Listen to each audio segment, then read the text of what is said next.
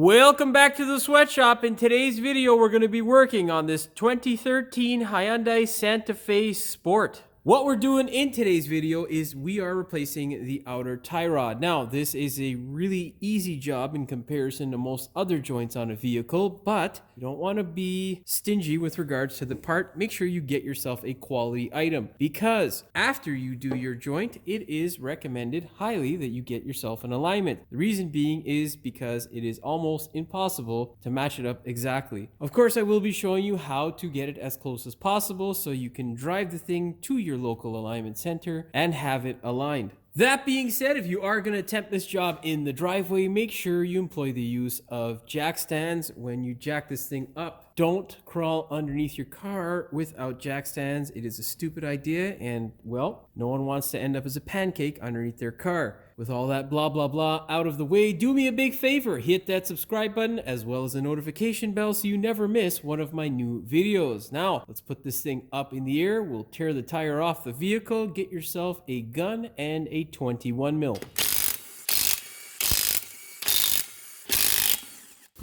Oh yeah! I don't make these things any fucking lighter.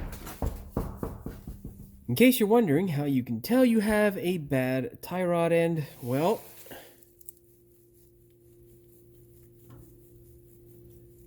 can't really see it on camera very well. Hopefully it's picked up. I can't even see it myself, but that guy there has play, and it should not have play. If it does have play, it is bad. So what we're going to need to do to remedy this situation is change out this whole part. There is a left and right, so don't screw them up. Generally, this is a relatively easy job. Hyundai, unfortunately, has placed our caliper in the way of our tie rod, which, I don't know, manufacturers just seem to be getting stupider and stupider. Nonetheless, we will tackle the job. It's not the end of the world. It's just a little bit of an annoyance. On the other side, we have our jam nut towards this side here. So we're going to loosen that guy up first, and then we'll take care of this bolt. Or that's a nut, Jimmy. And then we'll take care of this nut. Here, you can see our jam nut. What we need to do in order to get our tie rod lined up as closely as possible is draw a straight line. That helps you with where the components roughly were.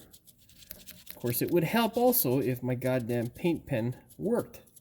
There we go. Now, drip a line on this guy here. Mark it so that you know it's butt up right against the nut. All right. Then what you're going to do is grab yourself a 24 mil wrench and crack this guy loose. Now, if you're in the Rust Belt, it can be challenging sometimes, but luckily, looks like ours is nice and easy. So thank you, God. All right, once you got it loose, you can turn your attention to the opposite end of the tie rod. Now, we need to remove this nut here. Of course, it's usually really easy because, you know, there's not a brake caliper in the way, but our friends here at Hyundai have just said, well, screw that. We're going to make your life a bit of a pain in the ass. So first step, remove your cotter pin, grab a needle nose pliers, and work it out. You should be able to get it out most times. If you can't, just break it off at either end, and then you'll be able to pull it right out. I've got it through on this one, I hope. We should be okay. Yeah, it's coming through. Don't hit the camera. There we go. Now, I really don't want to take my caliper off because, well, it's just another step and ain't nobody got time for that shit right now. So what I'm going to do is get the appropriate wrench and break this guy loose. The only downside to that is, well, I won't be able to show you easily with my camera in there because, well, the wrench is going to be in this area here, and yeah, it's pretty self-explanatory. Well, let's see what size we need. I believe it's a 17. And I am correct. Okay, let me reposition this camera and see what we can get for you. Yeah, grab yourself a 17 mil wrench and break this guy loose. There we go.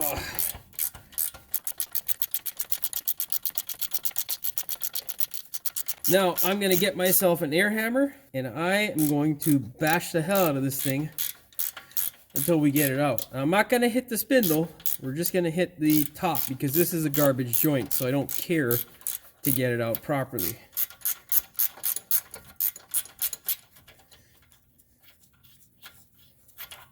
Yeah, I don't know why they designed it like this. It's stupid. Now you can use an air hammer or a regular hammer. The air hammer is preferred. Grab a hammer bit like this. You're going to place it on this side here of the tie rod and you're going to hammer it. Of course, employ the use of herring protection because, well, it gets very loud, as you'll hear. Yeah. That's that. Don't you love power tools? With your tie rod basically disconnected from the vehicle, it is time to pull it off from your inner tie rod. Simply spin this thing. They give you a little crank handle on the Hyundai one, which is nice. Now, sometimes this can be a royal pain in the ass because being from the Rust Belt, well, shit likes to rust, which is a nightmare. Anyhow, once you get your tie rod off, you're going to apply a little bit of anti-seize to this section here.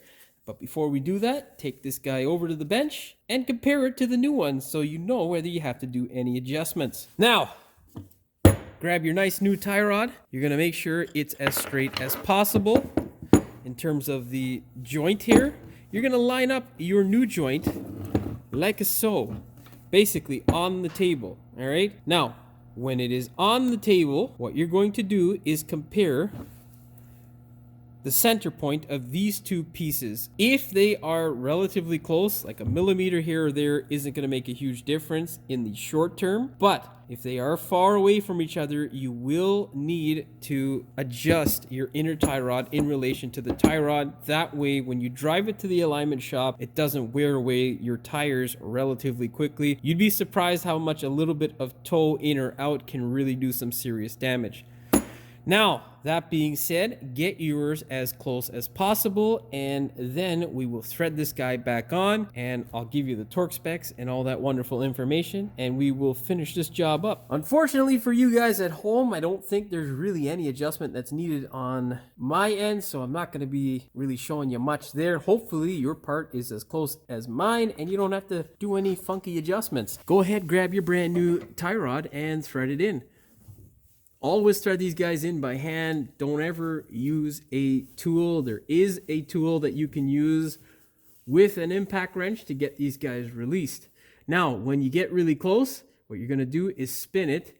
And yeah, you can see there, we are maybe like a mil, not even a mil, like maybe a couple thou off. By the time we tighten that, it's going to line up exactly where our old line was. It was basically in this section here. So there's not much of an adjustment that I've got to do there. Now, I'll show you if you do have to make an adjustment, what it is you got to hold and what it is you got to do. Okay, so what you're looking at here, obviously, brand new tie rod, jam nut, inner tie rod. If you need to make an adjustment, it'll be either which way, depending upon whether it's in or out, positive or negative. Now, I'm not going to go through positive, negative, and all that stuff, and or what in or out is, essentially. It's pretty self-explanatory, but if you've got to go in, you're going to clamp this guy here with a vice grip or the proper sized wrench, and then you're going to spin this nut here in that way. If you need to push the tie rod out, you're going to do the opposite. This can be a pain in the ass because, as you can see, there's quite a bit of rust there. So hopefully you don't need to make any adjustments, and the adjustments will be made by a professional alignment shop, which will make your life easier because, well, they'll have heat and all that stuff at their disposal if they are a good shop. That being said, don't tighten this up just yet. Leave it alone. If it is relatively close, within a quarter of a circle, so 90 degrees, and what I'm talking about is the twist in relation to this guy here and the jam nut, then you really don't need to make any adjustments. That it's not going to have a significant impact on your alignment from here to the alignment shop. So go ahead and leave her alone. Now let's work on the other end, and then we'll tighten this guy up. Now, there are usually two types of aftermarket joints. This guy here is exactly like the one that we got off, and it has a hole for our new cotter pin. That being said, it is imperative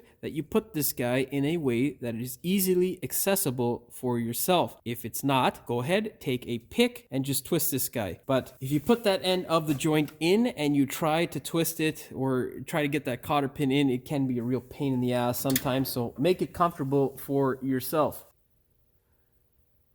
Holy Christ, that's tight. Oh, usually it's not that tight. Oh my God. There we go. Yowza. That thing is nice and taut. Hopefully it stays taut for the rest of this vehicle's life and we never have to touch this stupid thing again. Now, most times, most aftermarket joints have a different size, so do yourself a favor, make sure you have the appropriate wrench for your castle nut. Shove this guy into the hole.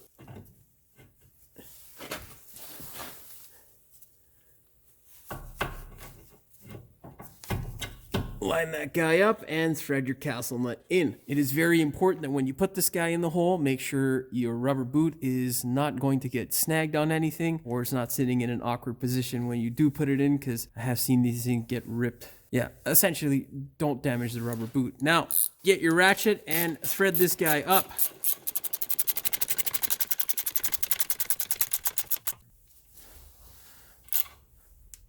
Okay, let's go get our torque wrench and we shall torque this thing. Now, a couple of notes here. I don't know why it is with Hyundai specifically, but Kia Hyundai, they like to give quite a wide range of variants in terms of torque. You can usually go down the middle. That's a safe bet.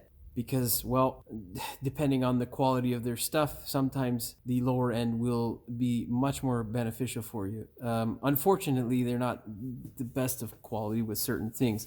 Nonetheless, what you're going to do is grab your torque wrench. I'm going to set my torque wrench to the higher end, which is 25 foot-pounds or 33 newton meters. The low end is 17 foot-pounds of torque or 23 newton meters. I don't know why there's such a spread. Usually with most fasteners from most manufacturers, they'll give you one number and it's usually +3 or +2 to 5 depending upon the size of the fastener, and then there's more of a variance depending on how big the diameter of the fastener and a bunch of other things. But for whatever reason with Hyundai, there's always a big spread. It's kind of annoying.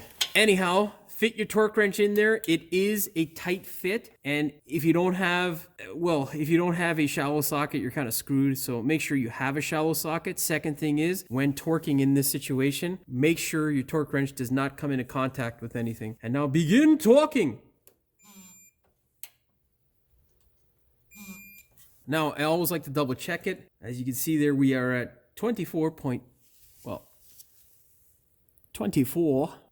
How did I do? Oh, no, that's not my reading. That's what I set it to. Now, I torqued it 24.9, and as you can see here, it may be hard to see, but it's slightly off. So we're going to move this guy just a little bit more, and that should, a little bit more. Okay. Now, if for whatever reason your hole does not line up, you can continue to twist, but do not, in my opinion, because nothing was stated by the shop key manual, which is usually material that's referenced from Hyundai, do not exceed an additional 60 degrees. That's usually what is dictated for Subarus and whatnot, and that's kind of what I go by for most other manufacturers. Anyhow, once you line it up, go ahead and put in your cotter pin. Slide that guy through the hole and then just bend it over.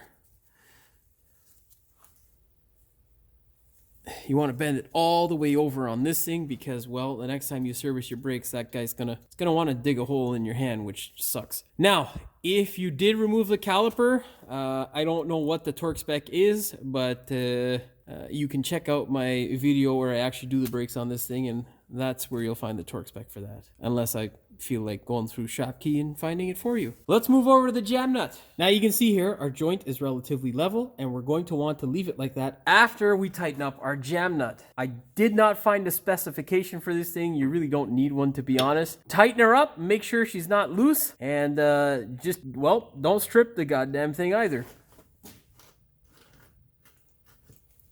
And now, just level out the joint, make sure she's all good to go, and that is that. This thing is done and ready to go for an alignment. Now, for those of you who may be doubting me with regards to the lineup here, well, check that guy out there. You can see my old mark, and we're literally like 1.5 millimeters in terms of this guy, that line lining up with this mark. So really, it's not going to make any difference in the alignment. That being said, let's go ahead now, put our rim and tire back on, gather some strength because, well, they're heavy.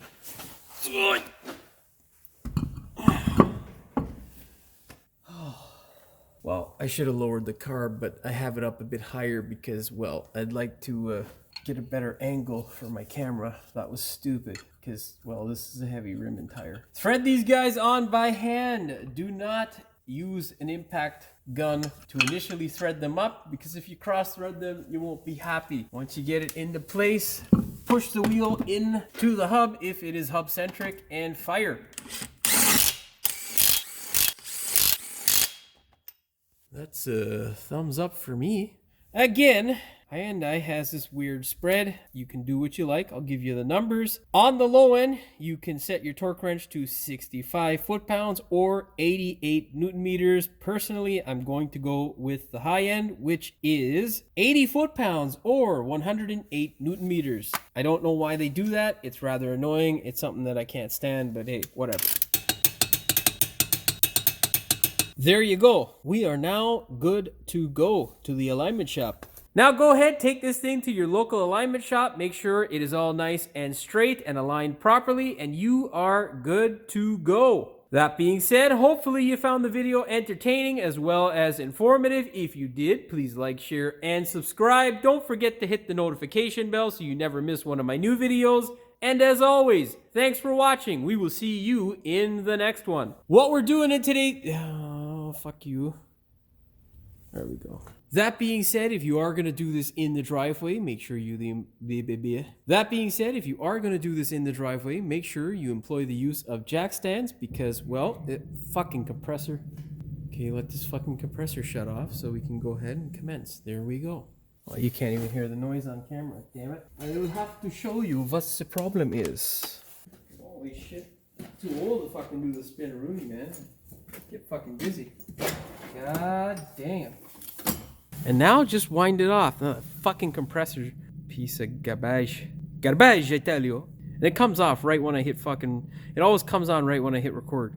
Fucking junker. Stabilize, camera. Stabilize, stabilize. You don't make a fucking move. Stay. It's not gonna have a significant... Now, elbow... We are lined up. If for whatever reason yours did not... Now you can see here our joint is relatively level, and we're going to... After we tighten up our jam nut.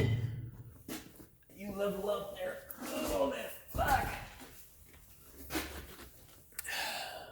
Good, you're not shaking? Good job. On the low end, 65 to 88... Oh, I gotta say foot-pounds. I forgot to do that other shit where I do some fucking information. Oh my God, Jimmy. Now, of course, go ahead, take this thing to your local alignment shop. Make sure all is well with the alignment and everything is... Fuck. I just said all is well. That's usually the end of that statement, Jimmy. Now, let's just do another ending. Oh my God, Jimmy. Jimmy.